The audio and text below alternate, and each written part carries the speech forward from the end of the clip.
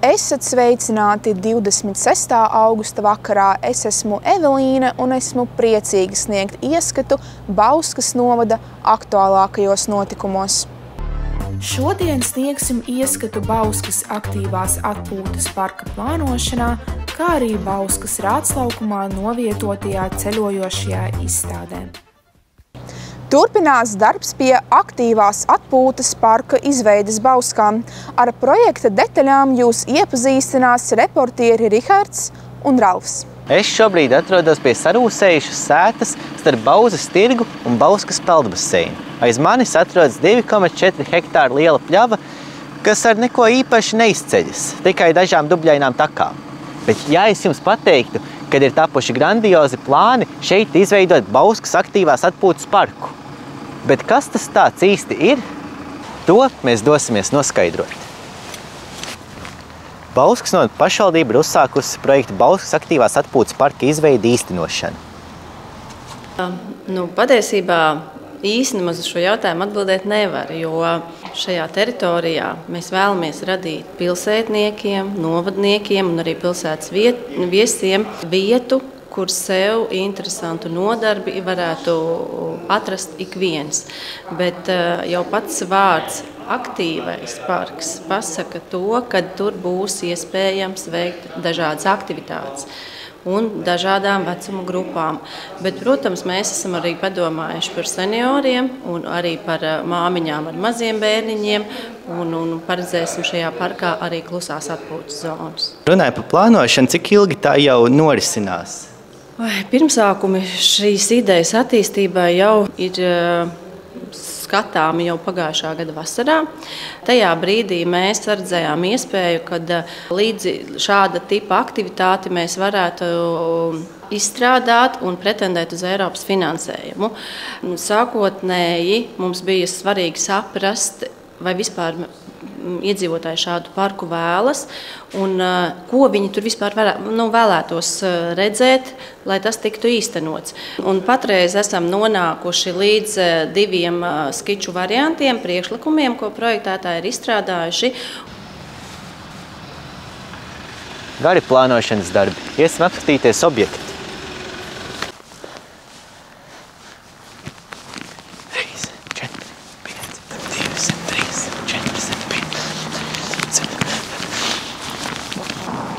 Jau 150 metri, tiešām liela platība, un tā ir tapuši veseli 2 apbūves plānu varianti. Variants A, tas šādi, un variants B. Kurš no tiem ir labāks?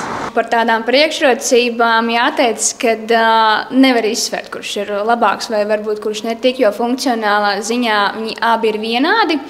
Variantos atšķirās tikai tādas nianses kā dažu laukumu izvietojums, piemēram, multifunkcionālā sporta laukuma novietojums, skateparka novietojums, bērnu laukuma novietojums.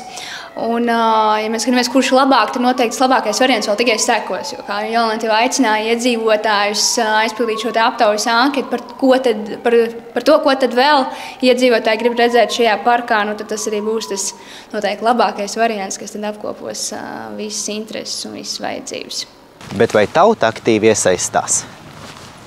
Kā jau minēju, tātad sākotnējā aptaujā bija tiešām ļoti liels iedzīvotāju skaits, kas iesaistījās. Tie bija 945 iedzīvotāji. Publiskās apspriedes laikā klātienē nebija vērojama tik liela sabiedrības interese, bet mums bija nodrošināta iespēja arī pieslēgties šai apspriedei tiešsaistē, vērot arī tiešraidi YouTube kanālā. Un vēl iedzīvotājiem ir iespēja līdz 31. augustam tātad noskatīties gan šo prezentācijas video ierakstu, kas ir pieejams YouTube kanālā, gan izpētīt izstrādātās skices un šo aptauju aizpildīt līdz 31. augustam. Bet nākamie darbiņi, kas sekos, tātad 1. septembra nedēļā mēs atkal organizējam projektētājiem sapulci, kurā tad viņi mums prezentēs jau šos iedzīvotāju viedokļus, iedzīvotāju balsojumu, iedzīvotāju priekšlikumus. Un tālāk tad mēs pēc šo visu viedokļu apkopošanas, kā Zana arī teica, izstrādāsim trešo vislabāko variantu. Izrādās, ka tauta ir ļoti aktīva, bet, lai Bauskas aktīvās atpūtas parks būtu tāds, kāda iedzīvotāji vēlas, Bauskas novada pašvaldība aicina aizpildīt aptauju, kas pieejama šī video aprakstā. No nekurienes vidus, kas drīzumā kļūs par uzmanības centru, ziņo Rihards Fokins, Evelīna Gateža un Ralfs Milišūns.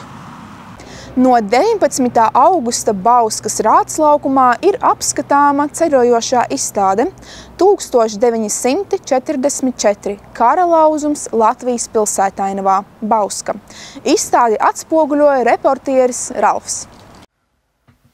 Bauskas rātslaukumā no 19. augusta līdz 15. septembrim būs skatāma ceļojošā izstāde ar nosaukumu 1944 kara lauzums Latvijas pilsētainavā.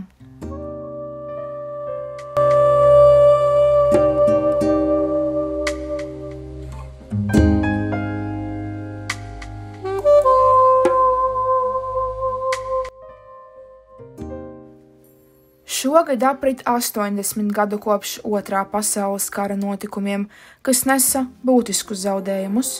Bauska no 1944. gada jūlija beigām līdz septembra vidum pusotru mēnesi atradās Vācijas un PSRS karadarbības zonā. Abu okupācijas varu karadarbības rezultātā gāja bojā, tika ievainoti vai bez mājām un iedzīves palika, un bēgļu gaitās bija spiesti doties tūkstošiem Latvijas iedzīvotāju.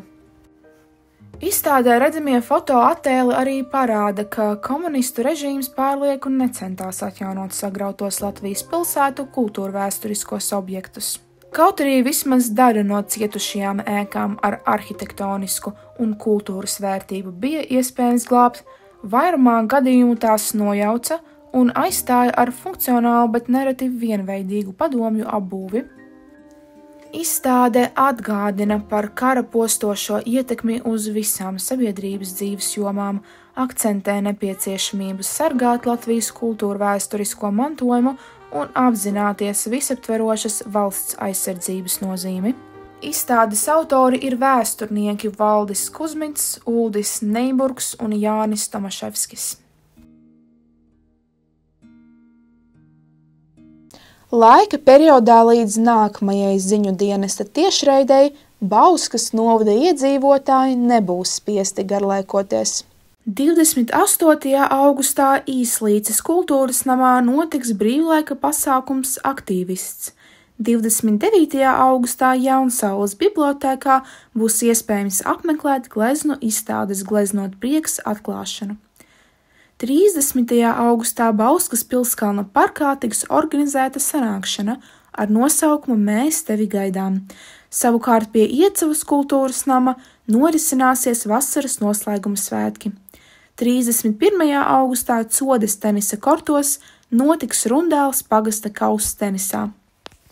Ceru, ka ziņu dienesta Bauskas novada notikumu atspoguļojums jūs aizrāva un ieinteresēja.